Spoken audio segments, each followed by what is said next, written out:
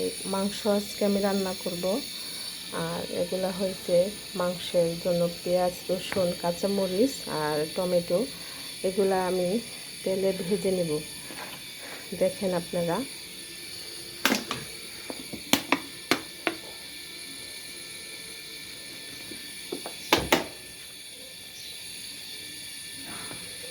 আমি যেভাবে রান্না করছি আপনারা এইভাবে রান্না করে খেয়ে দেখবেন, আশা করি অনেক মজা পাবেন।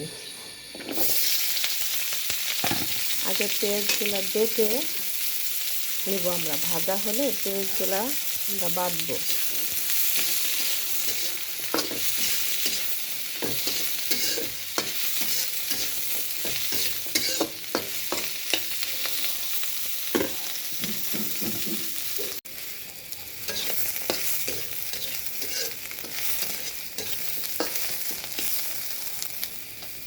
এখন নামিয়ে নেব, চুলাটা বন্ধ করে দিই।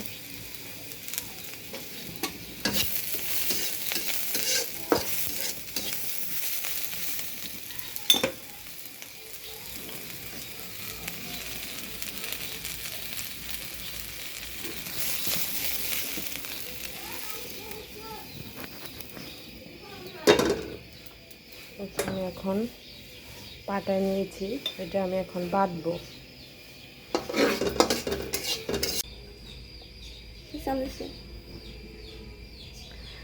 এখন আমি এটা বেটে নিব।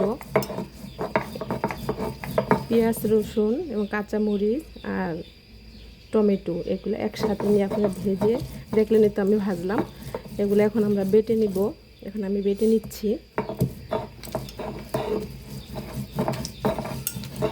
এগুলো মিহি করে একটু বেটে নেবেন। আপনারা যখন রান্না করে খাবেন তখন আপনারা এটা ভালো করে একটু ব্লেন্ডারও করতে পারেন, সমস্যা নাই। পাটা তো বাটতে পারেন, ব্লেন্ডার করে নিলেও হবে।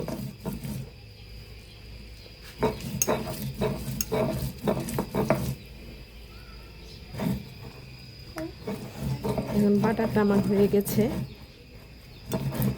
এটা দিলে শেষ হয়ে যাবে। এখন এখানে উঠিয়ে নিব একটু সময়।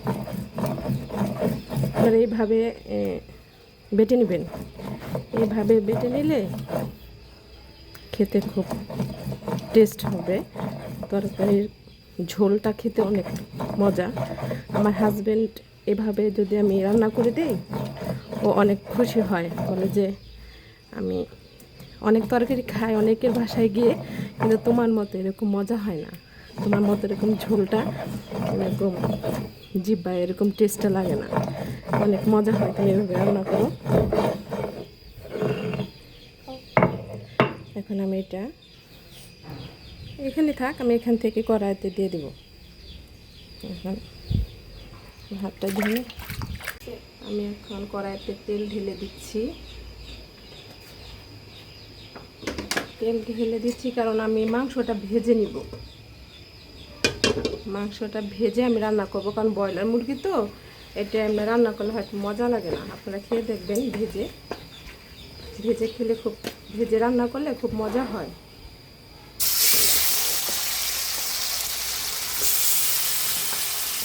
আপনারা আমাদের ভিডিওটা দেখে আপনি রেসিপিতে বলবেন, এভাবে যাতে রান্না করে আপনাদের খাওয়ায়। খেলে বুঝতে পারবেন যে কতটুকু মজা হয় তরকারিটা, যদি ভালোভাবে রান্না করতে পারে অবশ্যই মজা হবে।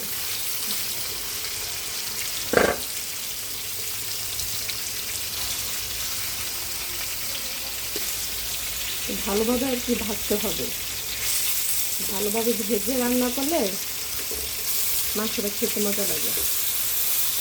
বলা মুরগিটা এমনিতে নরম।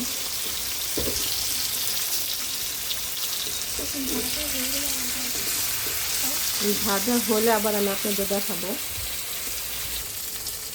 আমার ভাজাটা হয়ে গেছে। এইভাবে আপনারা ভেজে নেবেন।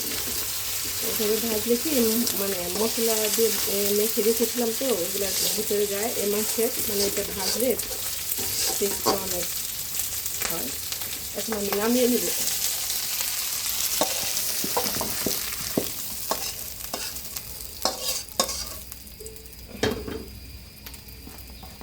দেখেছেন মাংসের কালারটা কত সুন্দর আসছে ভেজে নিলে, খেতেও কিন্তু অনেক টেস্ট। আপনারা রান্না করে খাবেন, খেয়ে দেখবেন।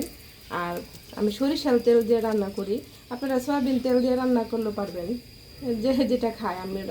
আমরা মাংস রান্না করলে সরিষার তেল দিয়ে খাই, আর অন্য কিছু রান্না করলে আমরা সয়াবিন তেল দিই।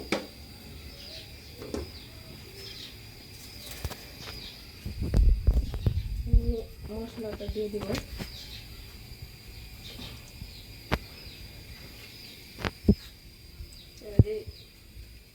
পেঁয়াজটা বেটেছিলাম আমরা, এখন আমি এই তেলটা গরম হলে আমি পেঁয়াজটা দিয়ে দিচ্ছি। এখন এই তেলটার মধ্যে ভেজে নিব।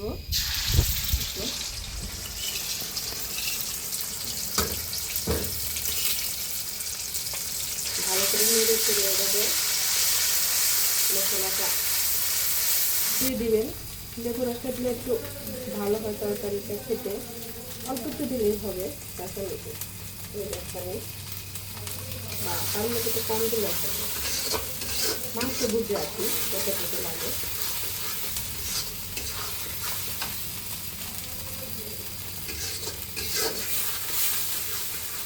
এখন আমি মাংসটা দিয়ে দিব।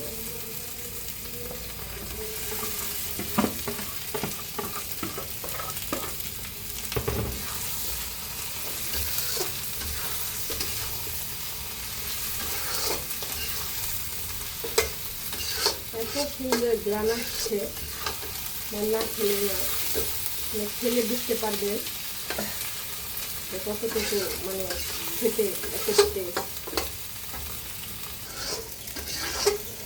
মাংসটা ভালোভাবে কষিয়ে নিব, কারণ মাংসটা তো ভেজে নিয়েছি, তারপরে কষাতে হবে, কারণ ভিতরে তো মশলা দিতে হবে।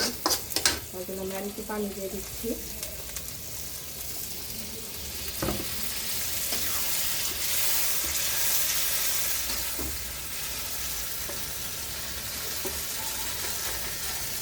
দেখেছেন ঝোলটা কত সুন্দর দেখা যাচ্ছে।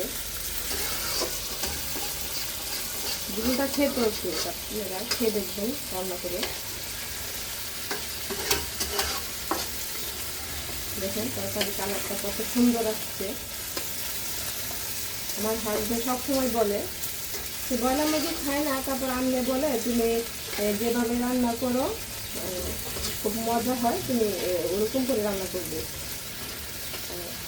তার জন্য আমি সবসময় এইভাবে আমার হাজবেন্ডকে রান্না করে খাওয়াই, বা আমার বাচ্চাদের খুব পছন্দ রান্নাটা করলে। এখন আমার রান্নাটা হয়ে গেছে, কত সুন্দর গ্রান, আর দেখুন কত সুন্দর হয়েছে তরকারিটা। এখন আমি এটা নামিয়ে নিব। হয়ে গেছে, এখন আমি এটা নামিয়ে নিব। এখন ভালো করে